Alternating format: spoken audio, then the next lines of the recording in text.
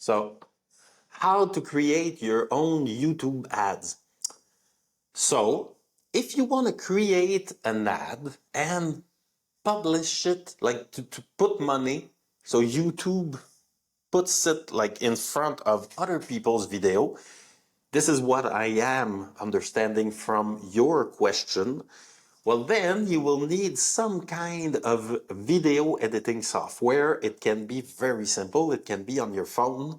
You don't even need a video editing software because you can just take your phone and record a video and say like, hey, my name is Gab and I want you to visit my blog. This is the address. Let's go. Bug game. That's it. That can be an ad.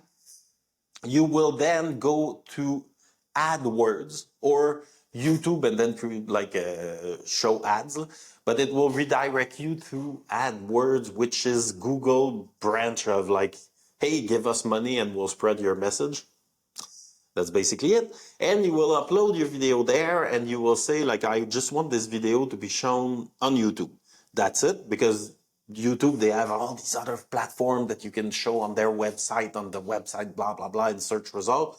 But if you just want YouTube, then you will just click YouTube and you will submit your ad.